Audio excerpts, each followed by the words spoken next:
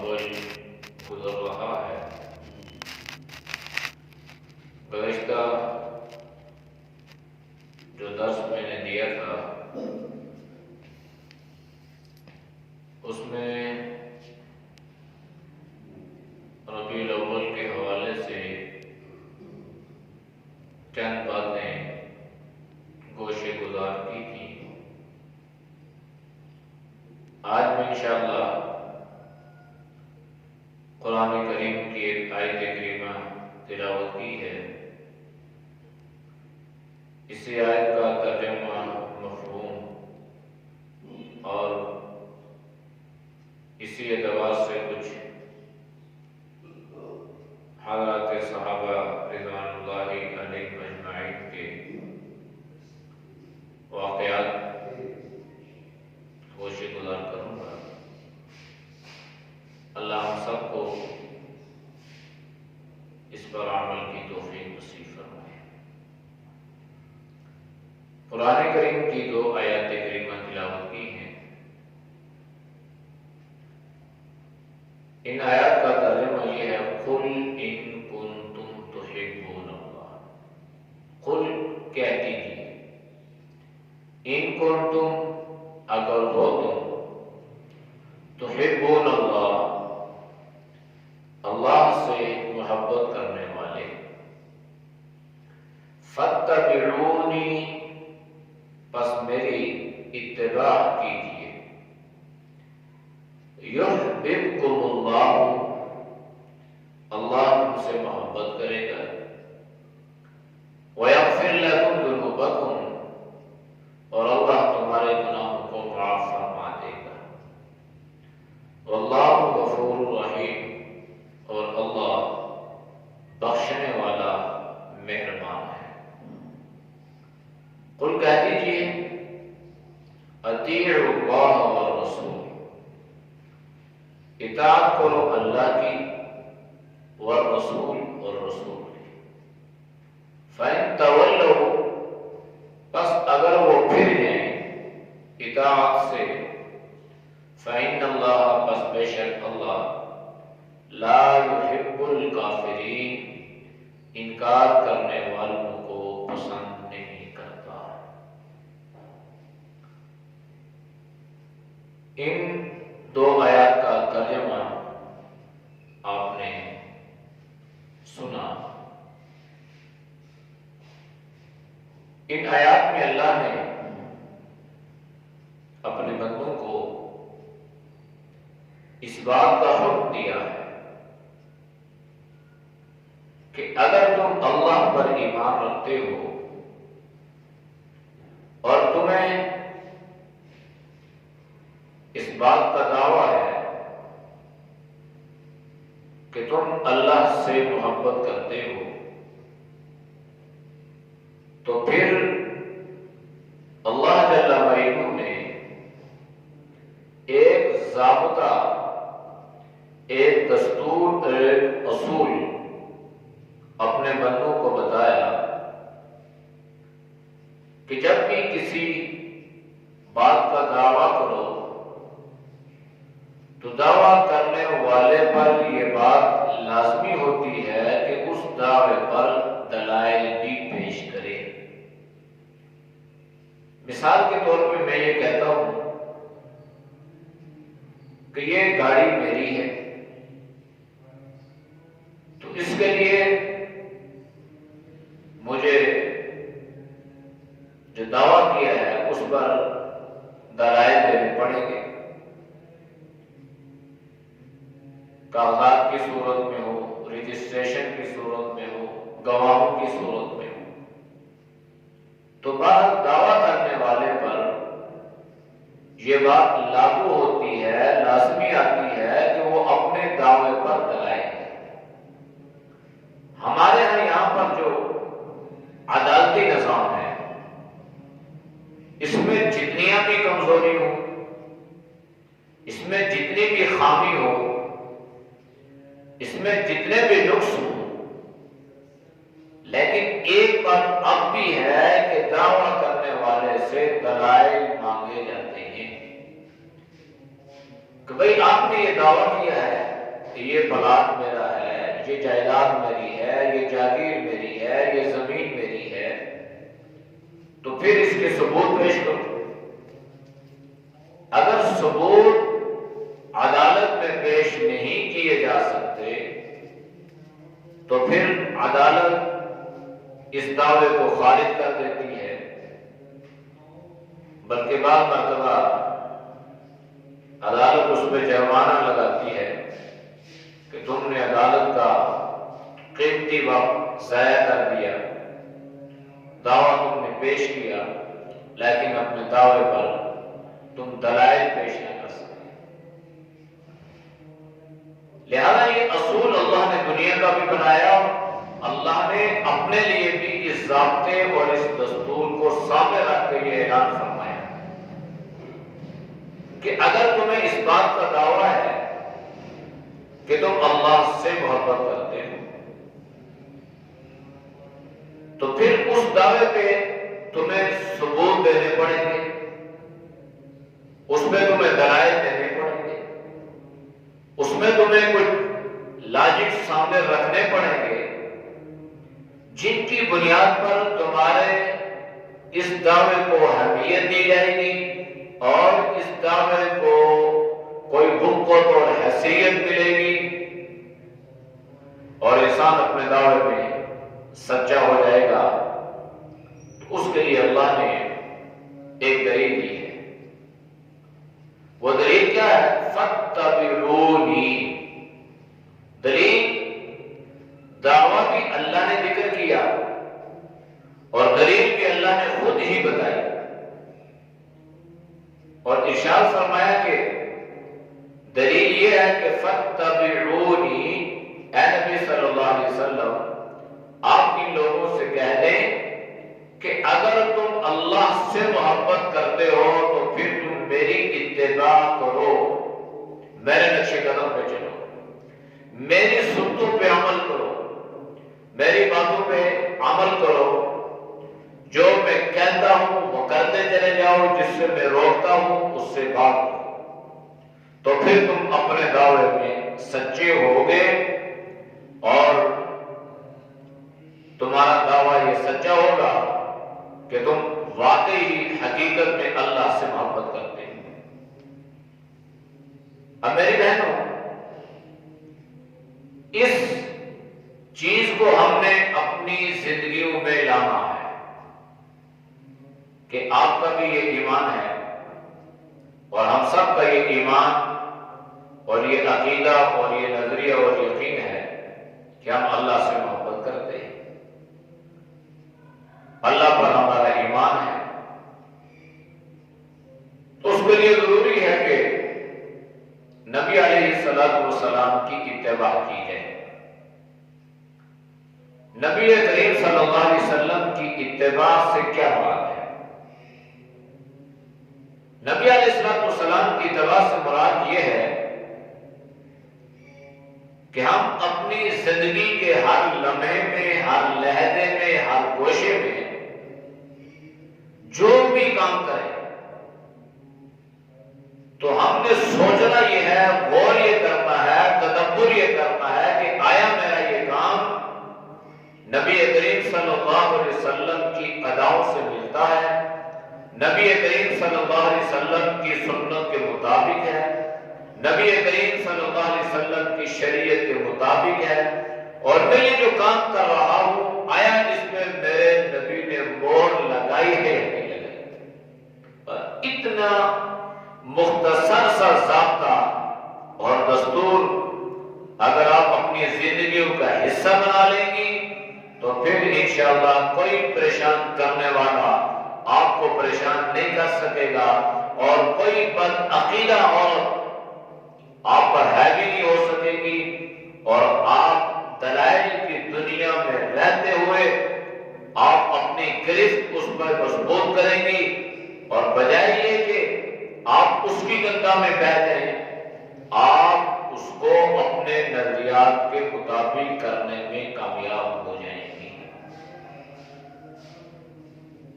ہم اس بات کا دعویٰ تو کرتے ہیں کہ ہمیں اللہ سے بھی محبت ہے اور نبی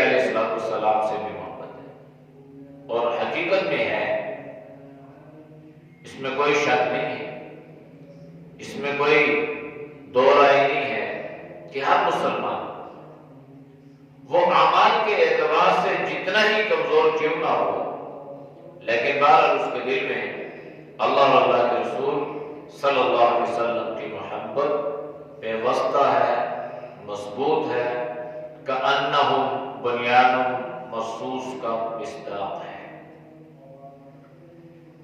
لیکن ایک بات سوچنے کی ہے، اور وہ یہ بات یہ ہے کہ ہم اللہ کو بھی مانتے ہیں، ہم رسول اللہ کو بھی مانتے ہیں، اللہ سے بھی محبت ہے، رسول اللہ صلی اللہ علیہ وسلم سے بھی محبت ہے، لیکن ہم وہ کام نہیں کرتے جو اللہ کے نبی نے کیا اور جو اللہ نے کرنے کا حکم دیا، یہاں ہم آ کے ناکام ہو جاتے ہیں۔ یہ جو علاقائی رسم و رواج ہے نا، تو ان کی روح میں ہم بہ جاتے ہیں، بجائے یہ کہ ہم ان کو اپنی طرف قائل کریں، ہم ان سے مائل اور متاثر ہو کر اور مرعوب ہو کر ہم کہتے ہیں ٹھیک ہے جو یہ کر رہا ہے چلو ٹھیک ہے، خیر اپنی بات۔ تو اس طرح دین کا حلیہ بگڑتا جا رہا ہے۔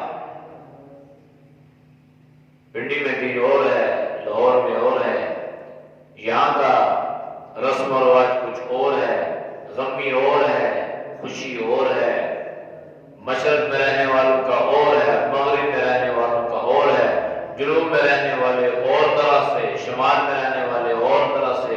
تو پوری دنیا میں جو دین کا حلیہ ہے نا وہ بگاڑ کے رکھ دیا، حالانکہ اللہ کے نبی کو ایک دین دے کے،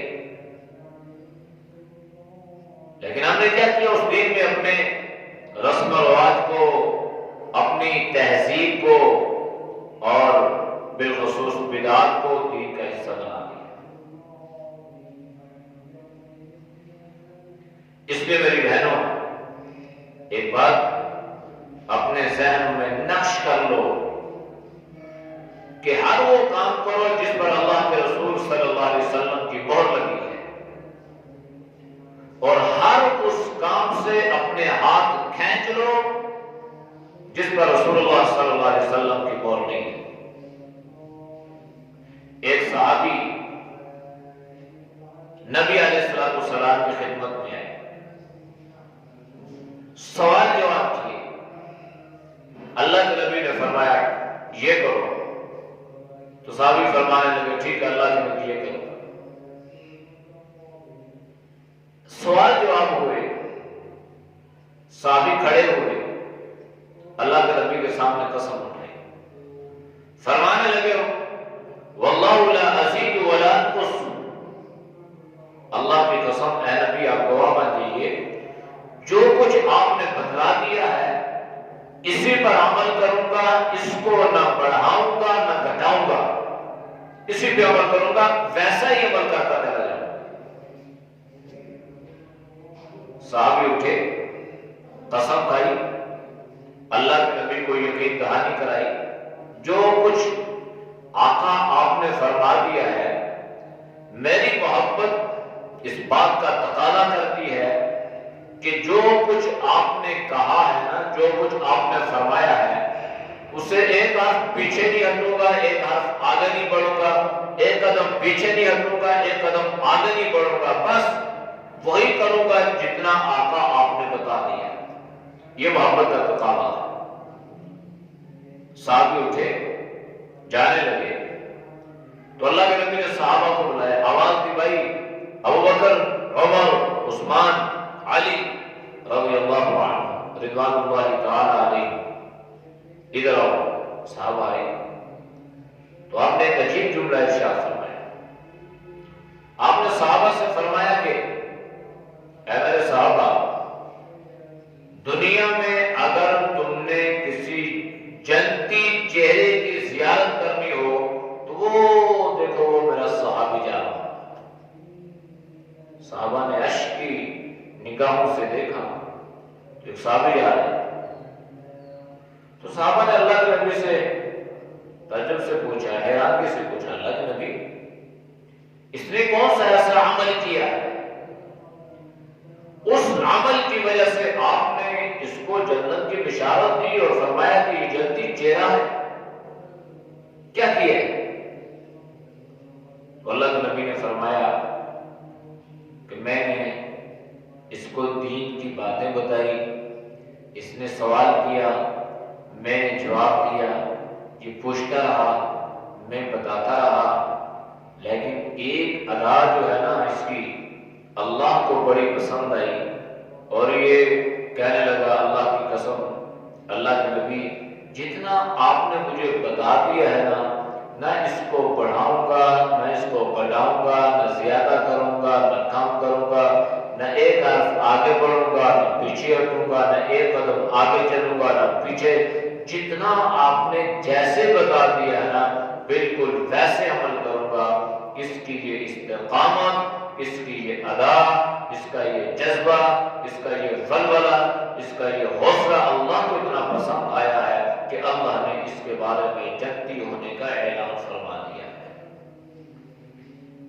نماز، روزہ، عبادات اپنی جگہ، لیکن اس نظریے پر استقامت اختیار کرنی ہے۔ آج تک ہم ڈگما ڈول رہتے ہیں، ڈگما، ہمارے پاؤں جو ہیں وہ ریت پہ رہتے ہیں، کبھی ہمارے پاؤں چٹان پہ نہیں ہے، ہمیں پتہ ہی نہیں ہے دین کس چیز کا نام ہے۔ ہماری خوشی کیسے ہو، ہماری غمی کیسے ہو، ہمارے دکھ کیسے ہو، ہمارے سکھ کیسے ہو، ہمارے گھر کا ماحول کیسا ہو، ہماری معاشرے کا، ہمارے محلے کا ماحول کیسا ہو، ان چیزوں کے بارے میں ہم نے کبھی سوچا ہی نہیں ہے۔ بس صبح اٹھے، کام کاج کیا، کرتے کرتے رات کو سوئے، یوں ہم اپنی زندگی کو گزار رہے ہیں۔ زندگی تو گزر رہی ہے، آپ امان کریں گے تب بھی گزر رہی ہے، نہیں کریں گے تب بھی گزر رہی ہے، آپ نماز پڑھیں گے تب بھی گزر رہی ہے، نہیں پڑھیں گے تب بھی گزر رہی ہے، زندگی تو گزر رہی ہے۔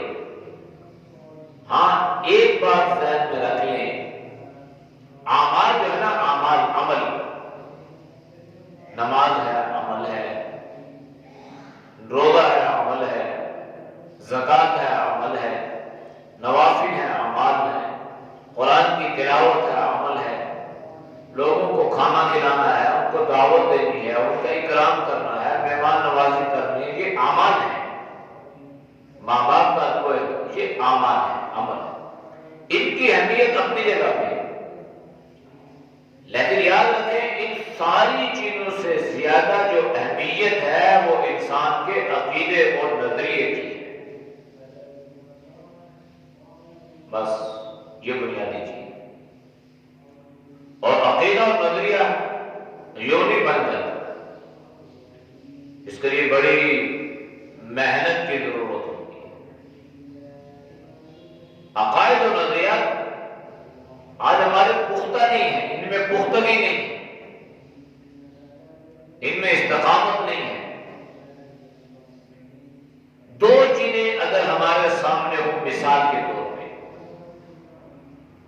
ایک طرف اللہ اور اللہ کے نبی صلی اللہ علیہ وسلم کا فرمان ہے، دوسری طرف جاہل قسم کے، احمق اور بیوقوف قسم کے لوگ ہیں۔ لوگ کہتے ہیں یہ کرو، قرآن اور سنت کہتی ہے کہ یہ کرو، اب میں نے اور آپ نے کیا کرنا ہے؟ اگر ہمارا عقیدہ، ہمارا نظریہ، ہمارا ایمان اور یقین مضبوط ہوگا تو ہم وہ کریں گے جو اللہ اور اللہ کے نبی صلی اللہ علیہ وسلم نے کرنے کا حکم دیا۔ لیکن اگر ہمارا عقیدہ اور نظریہ ہوگا ہی نہیں تو پھر ہم وہ کام کریں گے جو لوگ کہتے ہیں۔ لوگ کہتے ہیں یہ کرو تو ہم وہ کریں گے۔ لوگ کہتے ہیں اللہ کے نبی سے محبت کی دلیل یہ ہے کہ بس 12 ربیع الاول کو کھانے تقسیم کر دو، بے شک یتیموں کے حقوق پہ ڈاکہ ڈالتے رہو، بے شک لوگوں کی جیبیں کاٹتے رہو، بے شک سود کھاتے رہو، بس آپ کی محبت کا حق ادا ہو گیا۔ یہی ہے نا؟ ہاں، یہ بینکوں میں سود نہیں ہوتا، ان کے اوپر چراغا نہیں ہوتا، ان کے اوپر وہ لائٹیں نہیں لگی ہوتی، خوشی منا رہے ہیں کہ جناب نبی کریم صلی اللہ علیہ وسلم دنیا میں تشریف لائے۔ تو اللہ کے نبی نے کیا فرمایا؟ اللہ نے قرآن میں ذکر فرمایا، اے ایمان والو اپنے آپ کو سود سے بچا لو، سود سے۔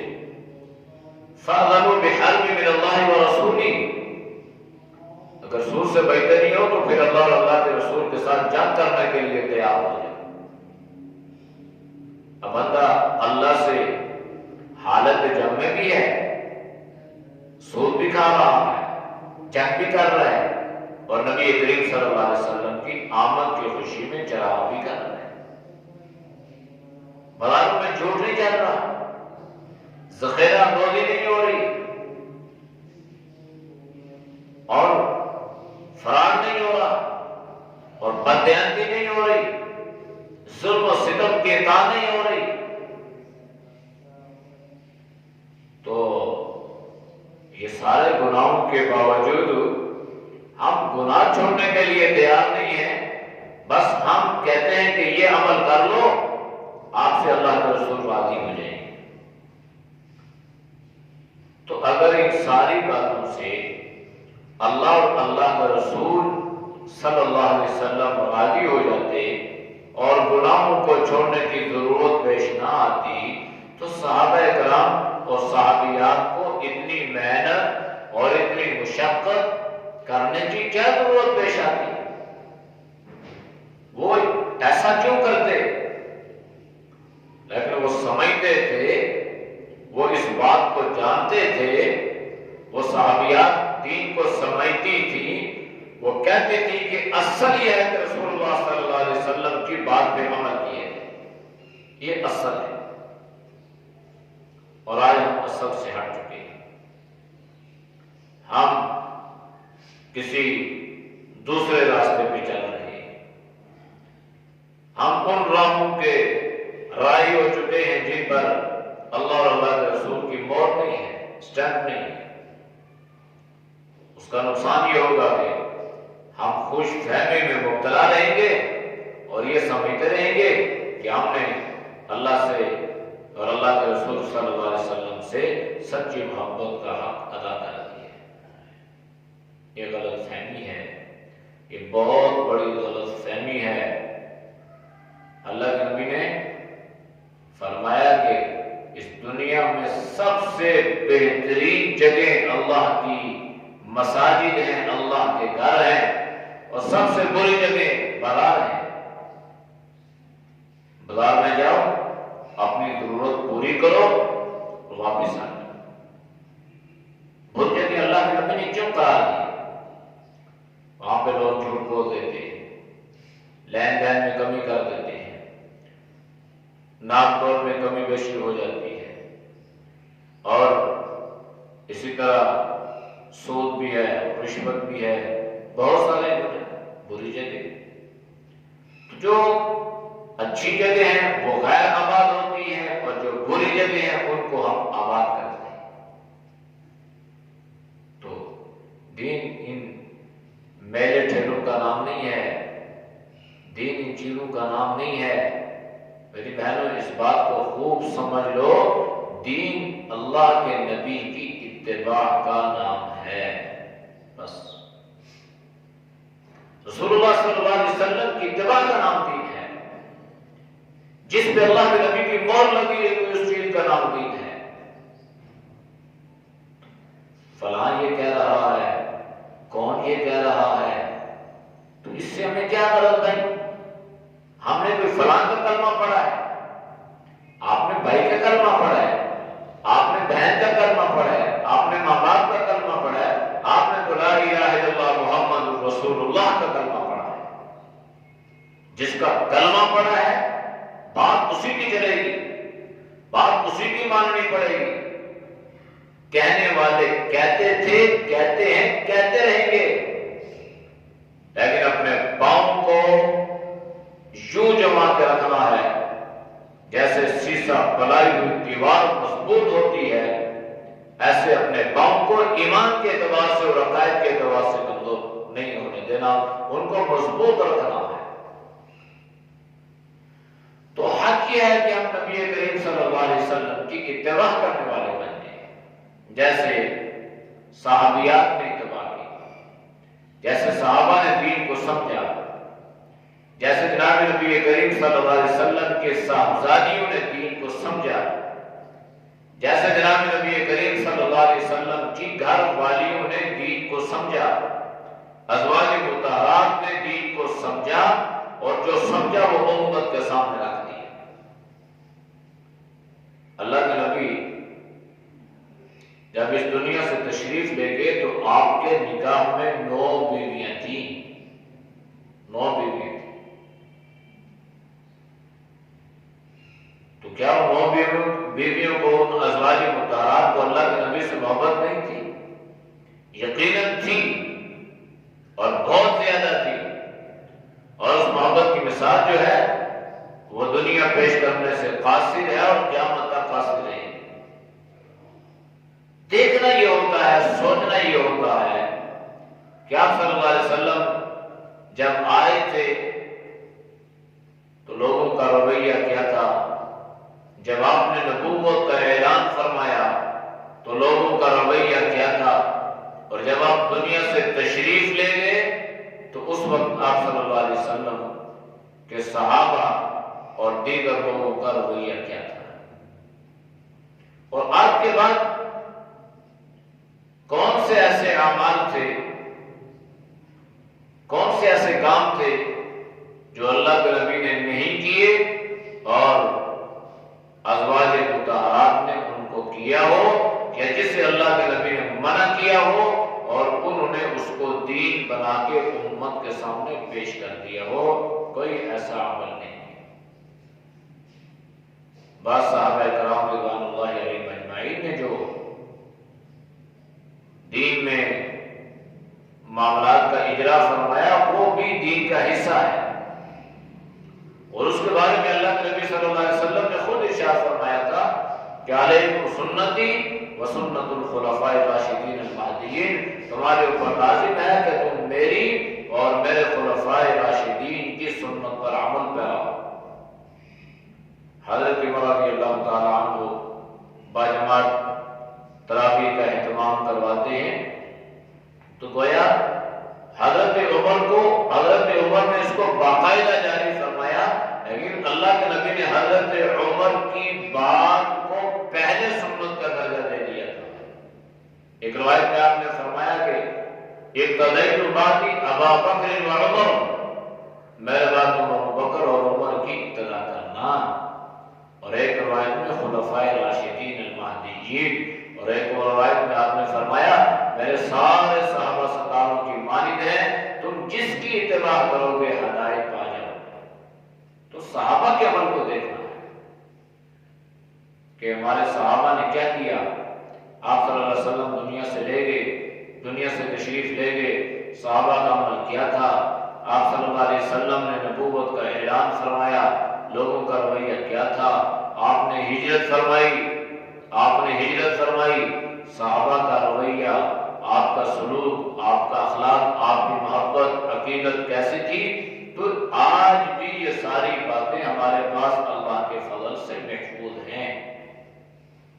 اس لیے میری بہنوں، بات تھوڑی لمبی ہو گئی، بات میں یہ سمجھانا چاہ رہا تھا کہ ہم نے یہ دعویٰ کیا تھا کہ ہمیں اللہ سے محبت ہے، تو اللہ نے اس دعوے پہ دلیل یہ دی تھی کہ اگر تم اللہ سے محبت کرتے ہو تو میرے حبیب صلی اللہ علیہ وسلم کی اتباع کرو، اللہ کے نبی کی اتباع کرو۔ اگر اتباع ہے تو پھر ہماری دنیا بھی بن گئی، آخرت بھی بن گئی، اور اگر خدا نخواستہ اتباع نہیں ہے، ہماری دنیا بھی گئی، ہماری آخرت بھی گئی۔ اس اتباع سے مراد یہ ہے کہ ہمارے عقیدے بھی ایسے ہو، ہمارے نظریات بھی ایسے ہو، اور ہمارے اعمال بھی ویسے ہو۔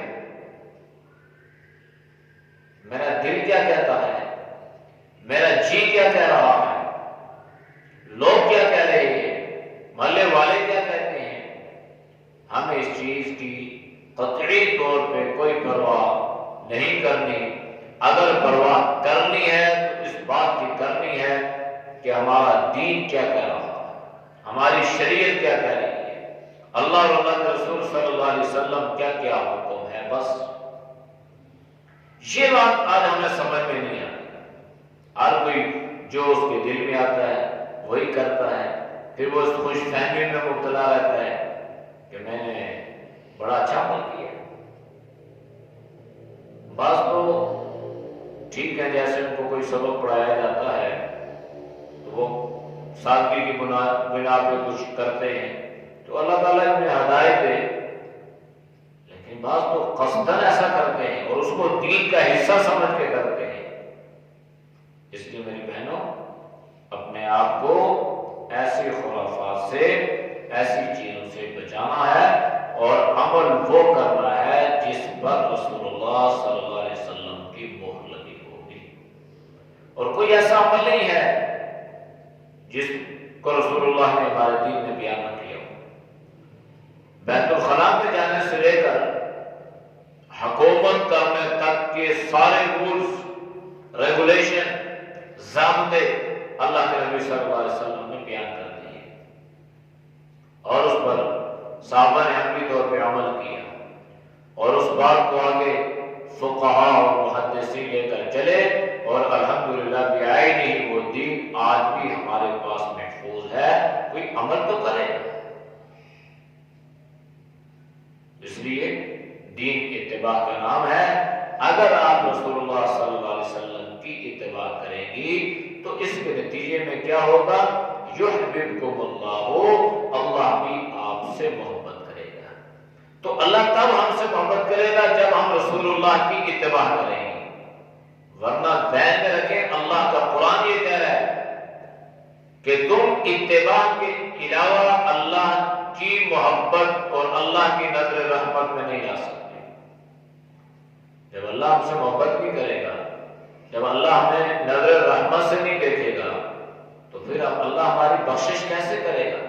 اللہ ہمیں کیسے معاف فرمائے گا؟ تو اگر اللہ معاف نہ کرے اور اللہ بخشش نہ فرمائے تو پھر ہمارا تو دنیا و ما فیہا میں نقصان ہو گئے، دنیا میں بھی آخرت میں بھی تباہی اور بربادی کے علاوہ، اس کے علاوہ ہمارے پاس کوئی اور راستہ نہیں۔ تو ہم یہ چاہتے ہیں کہ اللہ ہم سے محبت کرے، ہم یہ چاہتے ہیں کہ اللہ ہمیں نظر رحمت سے دیکھے، ہم یہ چاہتے ہیں کہ اللہ ہمیں معاف کر دے، ہم یہ چاہتے ہیں کہ اللہ کے رحمتوں اور برکتوں کا نزول ہو ہمارے گھروں میں بھی، ہمارے ملک میں بھی اور ساری دنیا میں۔ تو اس کے لیے ایک ٹوٹکا اور ایک نسخہ جو اللہ نے خود بتلایا ہے وہ یہ ہے کہ نبی کریم صلی اللہ علیہ وسلم کی اتباع کی جائے، تو اللہ کے ہم محبوب بن جائیں گے۔ وَيَغْفِرْ لَكُمْ ذُنُوبَكُمْ، اللہ ہمارے گناہوں کو بھی معاف فرما دے گا، اس لیے کہ واللہ غفور رحیم، اللہ بخشنے والا مہربان ہے۔ میری بہنوں، مختصراً میں نے آج آپ کے سامنے قرآن کریم کی اس آیت کی کچھ جو ضروری باتیں تھی اشارتاً میں نے آپ کے سامنے بیان کی ہیں، باقی آپ سمجھ سکتی ہیں۔ اس بات کو جتنا کھولے تو کھل سکتی ہے، لیکن اس کو کھولنے کی ضرورت ہے اور اپنے عقائد اور نظریات کو درست کرنے کی ضرورت ہے، اور اسی طرح بدعات اور رسومات سے اپنے آپ کو بچانے کی ضرورت ہے۔ اللہ ہم سب کو ان باتوں پر عمل کرنے کی توفیق نصیب فرمائے۔ وآخر دعوانا ان الحمدللہ رب العالمین۔ دعا فرمائے۔ الحمدللہ رب العالمین والعاقبۃ للمتقین والصلاۃ والسلام علی النبی الکریم۔ یا اللہ ہم سب کے سجدہ میرے گناہوں کو معاف فرما، یا اللہ گناہوں سے حفاظت فرما، یا اللہ نیک اعمال کی توفیق نصیب فرما، یا اللہ برے اعمال سے، برے خیالات سے، برے راستوں سے، بری صحبت سے اللہ تو ہم سب کی حفاظت فرما۔ یا اللہ جتنی مائیں بہنیں تشریف لائی ہیں، اللہ تیری رضا کے لیے آئی ہیں، تیرے دین کی بات سننے کے لیے آئی ہیں، اللہ ان کے آنے کو قبول فرما دے۔ یا اللہ قدم قدم پہ اللہ تو انہیں اپنی رحمتیں اور برکتیں عطا فرما دے۔ یا اللہ ان کی جائز خواہشات کو پورا فرما دے، نیک مقصدوں میں اللہ انہیں کامیابی عطا فرما دے، ہر طرح کی بری خواہشات سے اللہ ان کی حفاظت فرما دے۔ یا اللہ ان سب کو علم اور عمل والی زندگی نصیب فرما دے۔ یا اللہ جتنے درس میں شریک ہیں، یا اللہ ان سب کو صحت ایمان والی زندگی نصیب فرما دے۔